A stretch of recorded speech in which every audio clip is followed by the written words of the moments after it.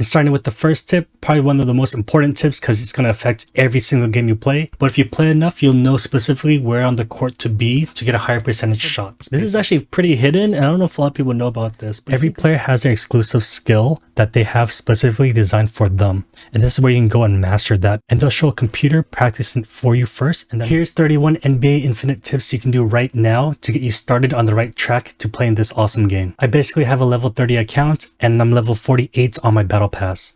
I've done a lot in this game already, and there's so much more to do. It's a simple but difficult game to master, and I've reached the top 200 leaderboards a few times, but it's so hard to get there if you don't grind. So I'm just relaxing right now and just sharing what I learned so far. I think the core of this game is the 3v3 ranked matches. There's other people who like the 1v1 or 5v5 games, but I believe that the 3v3 with random players versus other random players is where the fun is. So watch to the end and slam dunk that like button, and let's get started. And starting with the first tip, probably one of the most important tips because it's going to affect every single game you play, is actually the camera settings. In the main menu, you cannot change the camera settings. It's only until you enter a match. So what you do when you enter a match, you press the settings button, wherever that is, and then go to camera. And then you can adjust the focus and the height. I recommend height between 20 and 40, anywhere that you feel comfortable with, and focus maxed out. And then once you save that, it's applied to every match you enter. Number 2, if this is your first NBA mobile game, the most important fundamental rule is to keep your eye on the ball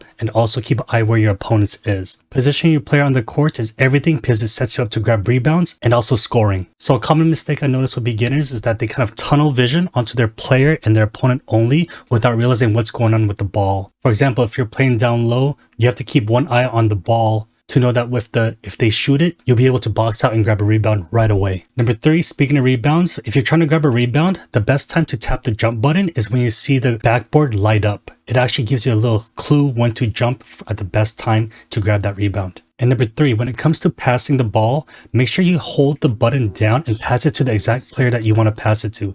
Don't just rely on tapping the pass button because it's sometimes random or passes to the closest player, and sometimes you want to quickly pass it to the open man on the other side of the court. So that's how you use the drag button. Number 4, set screens often, especially if you're a big man. If the screen doesn't connect, tell it out loud in your mic and then reset it, because most of the time the cooldown to set a screen is a couple seconds, and that's enough time to reset and place a solid screen. And this is important because once the shooter gets clear of anyone in their contested zone, and it's almost a guaranteed bucket if they hit the blue spot in the meter. Number 5, customize your buttons. Most people don't know that you can customize your buttons instead of using the default button by going to your settings and go to custom UI in the bottom left right there.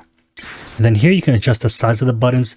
I personally use 4 fingers instead of the 2-finger default, but you can move anything around and adjust the size of it to make it fit to what you're comfortable with. 6, stay in the contested zone of your opponent.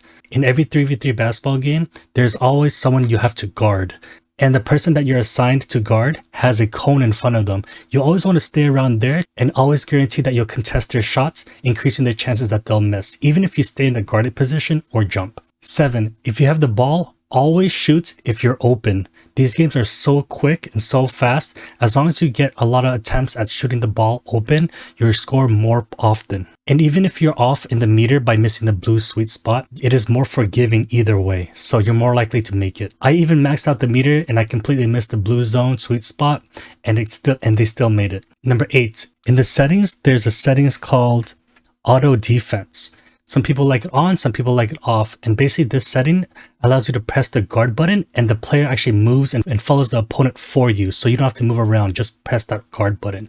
Try it out with the on, try it off with it off, because some people have said it's easier to move around screens if you have auto defense off. But it's entirely up to you. Try it and I think you'll notice a huge difference. 9, learn the heat maps of your players. Basically every player has their own heat map on the court where they're more likely to make a shot. So if I go to LeBron, go to heat map, you can see that the yellow and red spots right there on the court, he's more likely to make his shot. And number 10, games are almost all the time decided when there's 15 to 20 seconds left. So it's very good to get a 4-point lead or more heading into the final 15 to 20 seconds. Because if you lead by 4 and there's 20 seconds left, it'll take them a few seconds to shoot a 3, which makes it about 15 seconds left. And then now you have the ball, and now you can just ball hog and secure that win. You can drain out the shot clock or even shoot a half court shot or play hot potato with your teammates. Basically what I do is I go all the way to the half court line, run around. When the shot clock's running out, I just lob it into the court, and that drains and that adds an extra 3 seconds to the clock, and most likely we win. And number 10, you can actually start a custom room with no stakes and play against your friends by going to the start button and then custom room. And then you'll see custom here and then just create room. You can do 1v1, 3v3, or dynasty mode. You can put a password, or you can even spectate your friends 1v1. I'll select 3v3 for now, and you can go to spectator by going on the top right here. And then filling this in by inviting people. On the right side, you'll see your friends list. And also you can add bots if you need to. And you'll need a full room to start a match. You see, if I try to start with 2v2s, it's insufficient team members. So fill it up with bots or try to get it filled up, or just do 1v1s. Number 12, in the settings, also turn off commentary. Some people like it, but I personally don't. It's a little distracting. So I turn it off and turn off the music too. Voice chat I have full, so just in case teammates have a mic, I can hear them. And sound effects I have it a little lower than full. Number 13, if you have friends in different regions, you can actually change the region without using VPN by logging out of your account and changing the region. I'll show you how real quick. There you go, you see more. So once you log in, you can tap on the region and change your region to other countries, and you can also play with people in that region. Number 14, always collect the rewards from your events and missions on the top right here, or anywhere where there's like a small orange basketball notification. There's always things being given out and things to collect, so make sure you collect them because they do add up, and I'll show you how to spend them later in this video. Number 15, you can actually get free daily gold by going to your store by clicking on the lucky gold pack. There's a daily limit of 1 redeem a day. Make sure you just collect it because it's just free gold. And number 16, if you tap on the player icon on the top left, you actually customize a lot more than you think. You can customize your player username over here. And then when you go on the top right, you see these little lines over here. You can actually change your display username, change the avatar, your preferred positions. I don't know if that affects matchmaking, but since they're asking, they have to use it for something. You can change the main player that you see in the lobby like that. So now your home screen is your main player. And change your frame and avatar. And number 17, whoever you have as your main player on the main menu, you cannot sell it, so keep that in mind. So if you want to sell that player, you have to remove them off the main menu and then add someone else in there, and then you can sell that first main menu player. And number 18, the bottom row of icons down here is probably the most used buttons you'll use outside of your matches. So on the bottom, you'll see the world chat bottom left, but these main buttons on the silver one, first one is the player cards and the inventory. You'll use this to upgrade your players, see the cards that you have, and also your inventory. Next is your lineup for the Dynasty 5v5s. Next is coaching, the guy with the suits. Next is the graph. It's kind of like the stock market graph. That's how I picture it, but it's basically called player market. And this is where you buy and sell players and see what value players are going for when you want to buy cards. Next, the trophy is the leaderboards. You'll see all the ranked players and the top leaderboards here. I lost rank because some of you guys know from the live stream, I played with viewers and we just tanked our rank. And if you don't play for a bit of time, there's always people grinding way more hours than you. So keep that in mind if you're trying to rank. And after the trophy, you have the club. And this is like clans. You make your own clan and you can invite members. And one special thing about clubs is that you have player trials. And the point of this trial is to have clan members use trial period cards of your players. So you can basically share cards or players to use in your games. And lastly, on the far bottom right is the store. This is where you can redeem stuff. This is where you can buy tickets to unlock more cards and use in-game currency or actually real-life money to purchase things to get you further along.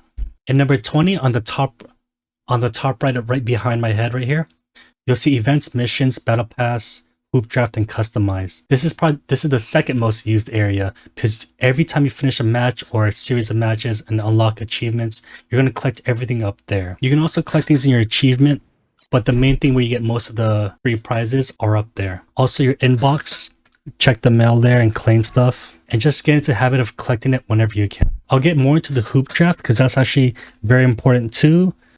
Basically, this is where you start unlocking different cards. It is by chance. It is like a weird gacha system, but you do have to unlock these packs. There's 4 main ones here, and they all have a set of players to unlock. You have a chance to get them. You don't guarantee them outright. That's actually what the stock market thing here is for, the player market.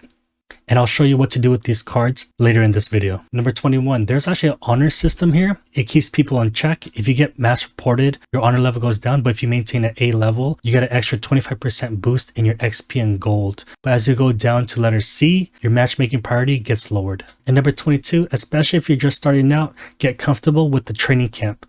Training camp helps you understand all the fundamentals and what all the buttons do. And there's also rewards after completing the tutorials. In number 23, you might be wondering what are these cards and what are these players, what they have to do with the game. Basically, you collect these cards and you use them to upgrade your player. And you upgrade your player by getting duplicates of the same card. And by upgrading your player, you get a whole new set of skills and improved abilities that you can use on the court. So if you have a favorite player in mind, let's say for example, for me, I want to level up Cat. And to read these cards, basically, you have the overall rating, which is like their baseline when you first get them. His overall skills level is 81.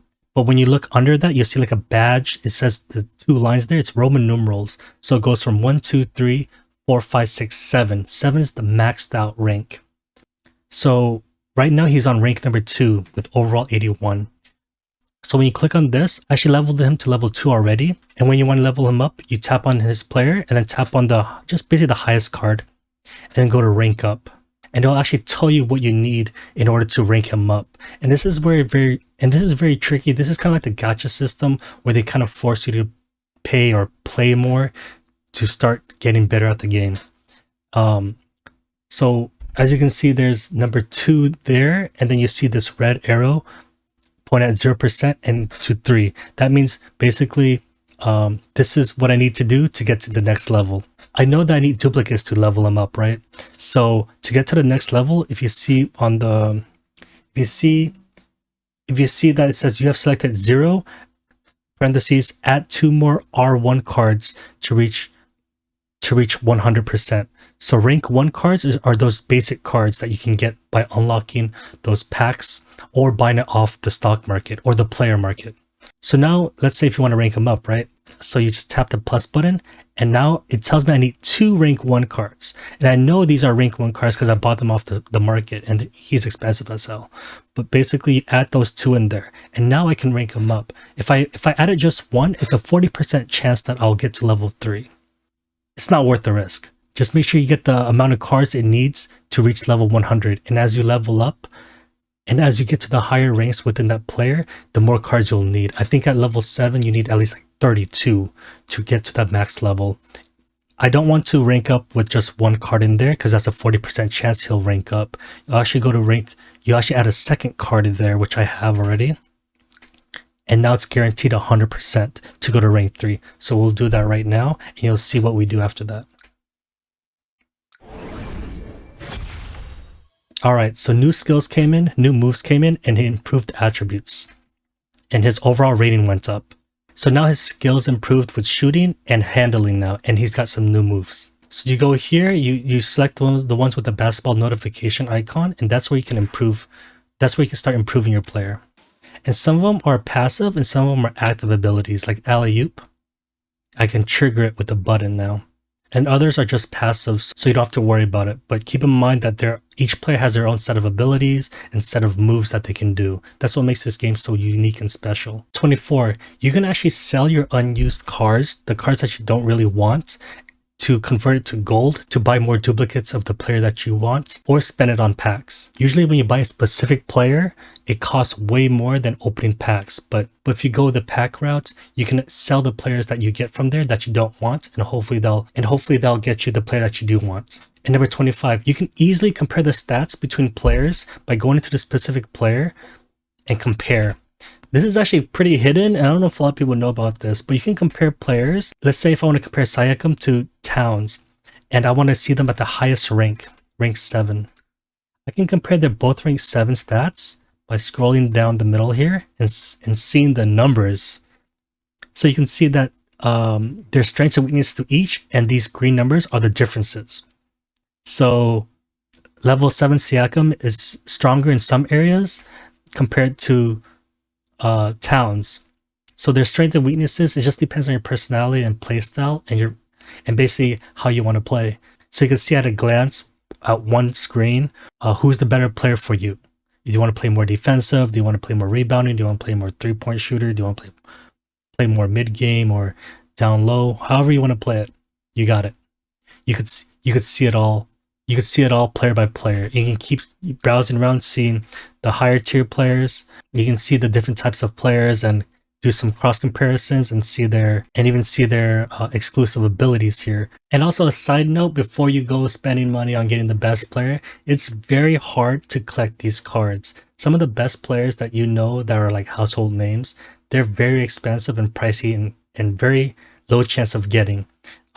The system here to get cards is very unique because of the stock market or the player market. But that's what makes this game very special. So do you want to get a lower tier player and just max him out so he becomes better than some of the best players at their lower tier? You can do that. But as you rank up and learn more about the game, your skill ceiling will get hit. So then you have to invest in getting better players. So it goes on and on like that. So hopefully that made sense. And number 26, when you go into each player, you can actually see their specific heat map to the player. So you can see where they're more likely to make a shot if they're uncontested or contested. But remember, always try to shoot when you're uncontested or open. And also you can actually adjust the heat settings on your court by going to the settings and then activating and then turning on heat map switch. So this is the heat map switch turned on. It looks kind of funky. I prefer the realistic look, so I turn it off. But if you play enough, you'll know specifically where on the court to be to get a higher percentage shots based on the heat map. And number 27, I forgot to add that every time you rank up your player, remember the 1 through 7, you always want to upgrade your skills right after upgrading your player. There's always going to be something to improve in the skills section, so find that basketball and just do it right away, especially if it's active skill. Number 29, speaking of active skills, you can actually practice your active skills in a training room so you don't have to enter a live match. So go to start and then practice on the bottom. You can also select what player you want to specifically train with their active ability. I'll show you how. You enter it with the player. Every player has their exclusive skill that they have specifically designed for them. And this is where you can go and master that besides going into a match. And you can repeat it over and over again. And they'll show a computer practicing for you first, and then you can do it yourself. You can also practice other skills that you might have with the, like for cats, I have the hook shot and the step back shot. Number 29. So you know there's so many players to choose from. They're all different by their rarity and their skills that they have. And the rarity system goes uncommon, common, rare, epic, legendary, and mythic. As you would have guessed, mythic is the highest tier level, but so all the big name best players are up there. But it's also very expensive, meaning if you want to level up that player, it requires more duplicates, which are normally in the millions. So good luck trying to play your best player at the high ranks. Normally, I've seen people level up low ranked cards. I've also noticed people play low cost or medium cost players and just max them out in level, and they're literally all stars on the court. And number 31, there's actually a way to kind of guarantee a high ranked player outside of buying him outright. You actually have to use the wish. And this is how you get it. You go into Hoop Draft and click on Wish. So basically this guarantees an epic player, not a mythic, but the next best thing. So you can use your in-game currency to get cards, but by the 20th card, you're guaranteed someone in the wish list. It's still good to get something guaranteed if you're unlucky with your pulls. And if you don't know, my name is Cooper. I host a mobile gaming channel on TikTok and YouTube, and we live stream on Twitch as well. And join our Discord to hang out with 600 other mobile gamers around the world where we talk everything mobile games.